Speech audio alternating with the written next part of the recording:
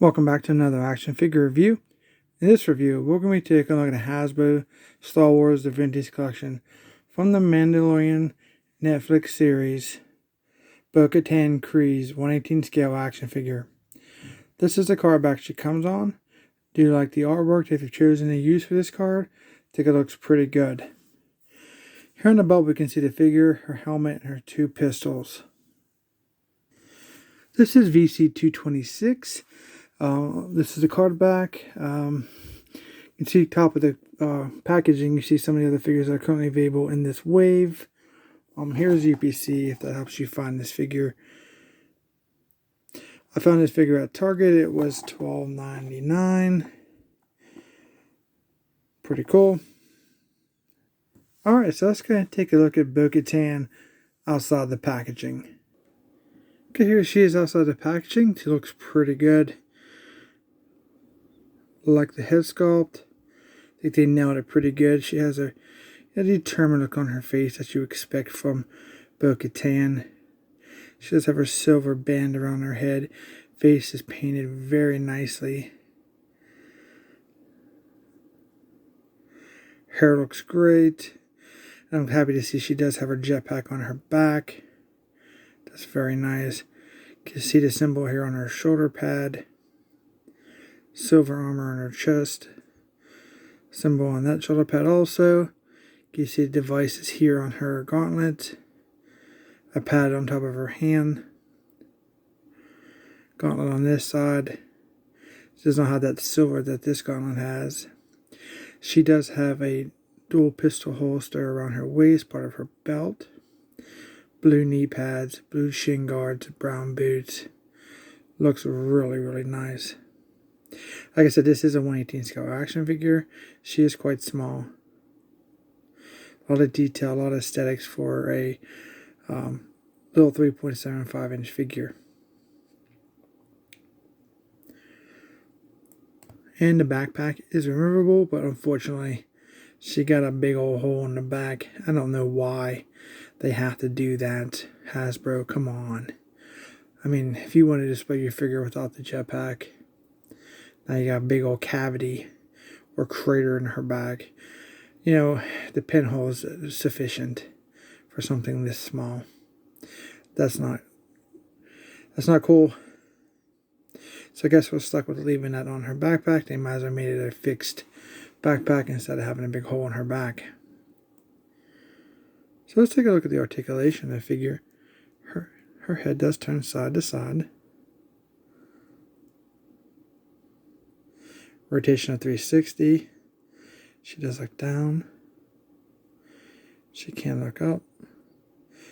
Not too much up, but a little bit below stationary. Her arms on a ball joint to do rotate 360, but it looks like her shoulder pad is part of this initial piece. I'm betting is all one piece for, yep, this whole piece is, so her arms, it is a little flexible. Not too much though. So you get about that much, which isn't too bad. But if you wanted to rotate them like all the way around, it's going to hinder the ability to do that. Bendable elbows, of course, 360 around at the elbow. For her wrist, 360. And I think we have, yeah, we have it down and up like this. For that hand. It does give you about a 90-degree bend on her elbows. And then this hand, also, I believe, I think you can see the joint in there. Yep, they both have this up and down wrist style. We have no in and out like this. So it's okay because of her weapon choice of two dual pistols. This more in and out is more like two-handed weapons like your large assault rifle. So that's kind of cool. That's not bad, in my opinion, of course. But so she has some waist articulation here, more like an ab crunch. A little one, too much. A little back, a little side to side. There's a 360 here at the waist, all the way around. So she can sit perfectly. That's really nice. Perfect sitting. Split wise, She can go about that much. Oh man, look at that split. That's incredible. It's interesting how they use it. They have different legs on her. And normally you have to get up here and spin this top piece to do that side kick stuff. But so now she just uses these kind of legs or systems versus those little pieces you have to hold on to turn around to the side and kick out. So that's good. We do have thigh rotation. And I don't know why we haven't gotten double jointing knees on our vintage figures, but we have not yet. So hopefully something in the future we will start getting that, and maybe even double jointed elbows would be nice. Her feet do pivot down, they pivot up, and of course they rotate 360 around if you want that, which also will give you some side to side there. It's a pretty cool figure. I do like it. I'm very excited. I found this in a Wild at my Target for $12.99. I was really shocked when I seen it. I was able to pick up a couple of the figures out of this wave. Quill, the Hawk Trooper, and the other guy, I don't remember his name. We'll be taking a look at this here soon, so don't forget to subscribe so you don't miss out on that. One of the things I was always curious about, besides the backpack, which was a big letdown because of the crater in her back, was how this little helmet was going to fit over her head. But fortunately, we have it. It's just an alternate head with a ball peg in it. I was wondering about, getting down over that hair. But it looks like we have to remove her head and to place her helmet head on. I'm not sure how I feel about that. I'm not sure how I wish I could just have a helmet that would fit over her head. I think I prefer that, but it'd be a big helmet. That's how her helmet looks. A lot of detailing there on the helmet. Just the silver antenna. Different coloring here on the back. It's very good. So let's take a 360 look at her.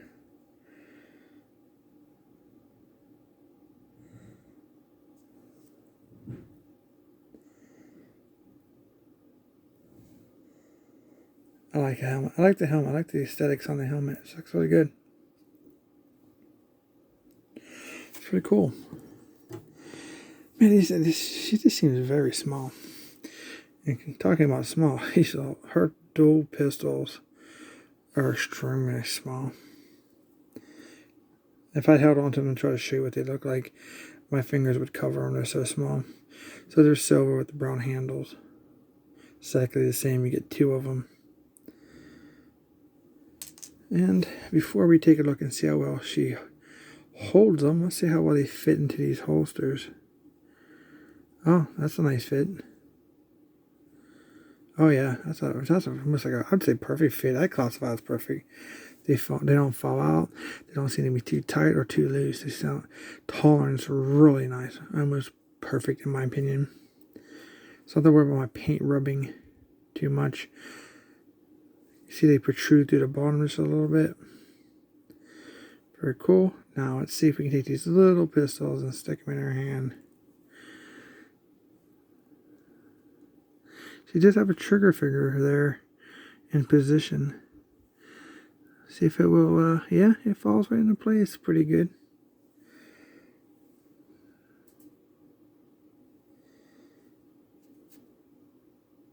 Let's try the other one.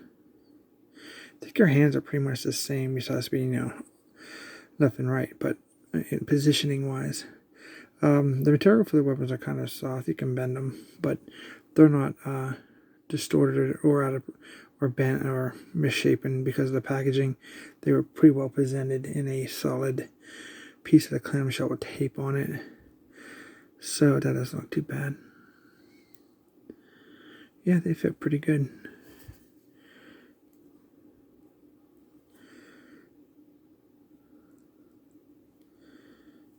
She is pretty decent.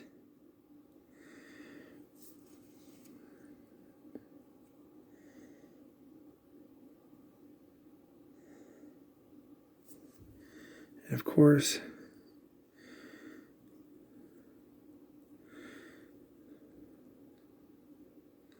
very nice. I do like this figure. It's a nice figure. Not bad for $12.99. Cool. And of course, if you want to go gangster, yeah, she has the ability to do that. Turn the pistol sideways. Or if you want to get her into a more of a flight position. I wish they had a little extra joints in the neck for figures like that can fly like this. So it definitely give you a more of an upward look. You know, utilize that waist a little bit. You know, she's coming in hot.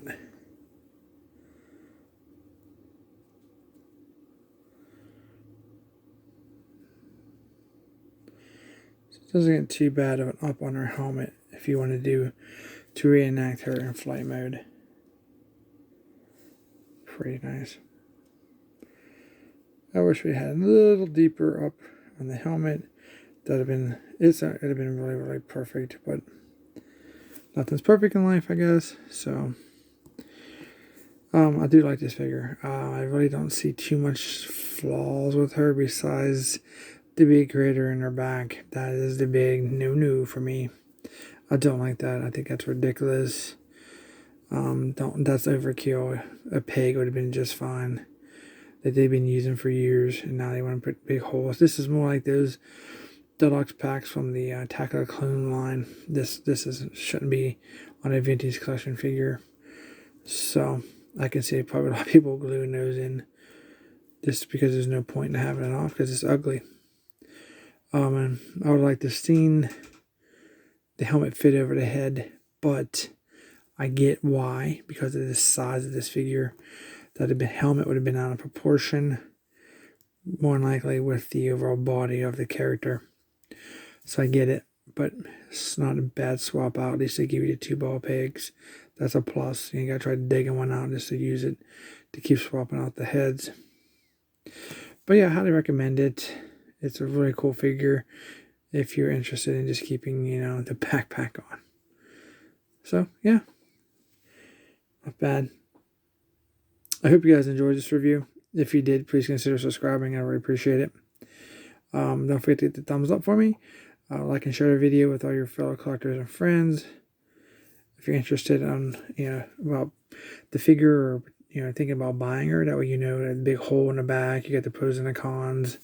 Helmet looks great. I like that helmet. Don't forget to subscribe. I really appreciate you guys watching. And as always, we will see you in our next review.